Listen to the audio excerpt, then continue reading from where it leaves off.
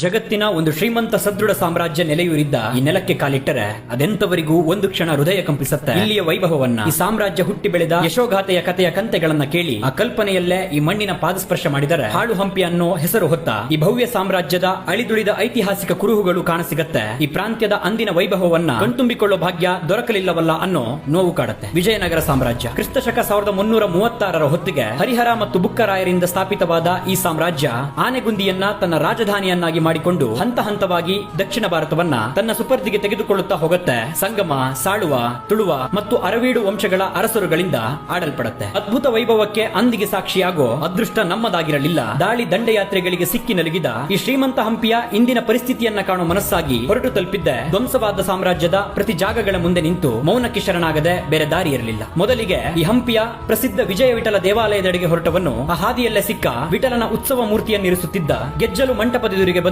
ಅದು ಅದ್ಭುತ ಕೆತ್ತನೆಗಳನ್ನ ಹೊಂದಿದ ಅನೇಕ ಅಲಂಕಾರಿಕ ಕಂಬಗಳಿಂದ ನಿರ್ಮಾಣವಾಗಿದೆ. ಪ್ರಶಾಂತವಾದ ಈ ಮಂಟಪದ ಆವರಣದಲ್ಲಿ ಸುತ್ತು ಬಂದು ಮುಂದುವರಿದರೆ ಅಲ್ಲಿ ಕುದುರೆಗೊಂಬೆ ಮಂಟಪ ಎದುರಾಗಿತ್ತು. ಈ ಮಂಟಪ ಯೋಳಿ ಅಥವಾ ಬ್ಯಾಳ ಎಂಬ ಪೌರಾಣಿಕ ಜೀವಿಯ ಕೆತ್ತನೆಗಳು ಕಂಬಗಳ ತುಂಬೆಲ್ಲ ತುಂಬಿತ್ತು. ಅಲ್ಲಿಂದ ಹೆಜ್ಜೆ ಸರಿಸಿದರೆ ವಿಠಲ ದೇವಾಲಯದ ತೆಪ್ಪೋತ್ಸವ ನಡೆಯುತ್ತಿದ್ದ 16ನೇ ಶತಮಾನದ ಪುಷ್ಕರಣಿ ಕಾಣಸಿಗುತ್ತೆ. ಮಧ್ಯದಲ್ಲಿರುವ ಒಂದು ಧ್ವಂಸವಾದ ಮಂಟಪ ಈ ಪುಷ್ಕರಣಿಯನ್ನ ಮತ್ತಷ್ಟು ಅಂದವಾಗಿ ಕಾಣೋ ಹಾಗೆ ಮಾಡುತ್ತೆ. ಮುಂದುವರಿದು ಇನ್ನೇನು ವಿಜಯ ವಿಠಲ ದೇವಾಲಯ ಎದುರಾಗೋ ಹೊತ್ತಿಗೆ ಅದರ ಪಕ್ಕದಲ್ಲೇ ಸಂತೆಗಳು ನಡೆಯುತ್ತಿದ್ದ ಸಾಲು ಸಾಲು ಕಲ್ಲಿನ ಕಟ್ಟಡಗಳು ಕಂಡವು. ಮುತ್ತು, ರತ್ನ, ವಜ್ರ ವೈಢೂರ್ಯಗಳನ್ನ ಸೇರುಗಳಲ್ಲಿ ಮಾರುತ್ತಿದ್ದ ಈ ಬಜಾರುಗಳ ಬೀದಿಗಳಲ್ಲಿ ಸಾಗಿದವನಿಗೆ ಈ ಜಾಗ ಅಂದಿಗೆ ಜನರಿಂದ ತುಂಬಿದ್ದ ಕಲ್ಪನೆಗಳು ಮನದಲ್ಲಿ ಹಾದುಹೋದವು. ಇಲ್ಲಿದ್ದ ಅಪಾರ ಸಂಪತ್ತಿನಿಂದಲೇ ಈ ಸಾಮ್ರಾಜ್ಯ ಅಂದಿಗೆ ಅನೇಕ ದಾಳಿಗಳನ್ನ ಎದುರಿಸಬೇಕಾಯಿತು. ಇಲ್ಲಿಯ ಐಶ್ವರ್ಯ ಮತ್ತು ಸೌಕರ್ಯಗಳನ್ನ ಕಂಡು ಬಹುಮನಿ ಸುಲ್ತಾನರ ಹುಬ್ಬೇರುತ್ತಿತ್ತು. ಒಂದೆಡೆ ಈ 5 ವಂಶಗಳ ಹಲವಾರು ರಾಜರುಗಳು ತಮ್ಮ ಕಾಲದಲ್ಲಿ ವಿಜಯನಗರ ಸಾಮ್ರಾಜ್ಯದ ಬಲ ವೃದ್ಧಿಸುತ್ತಾ ಹೋದಂತೆ ಮತ್ತೊಂದೆಡೆ ಬಹುಮನಿ ಸುಲ್ತಾನರ ದಾಳಿಗಳು ಹೆಚ್ಚಾಗುತ್ತಾ ಹೋಗಿತ್ತು. ಅವರೆಲ್ಲರ ಅಟ್ಟಹಾಸವನ್ನ ಮೆಟ್ಟಿ ವಿಜಯನಗರ ಸಾಮ್ರಾಜ್ಯವನ್ನ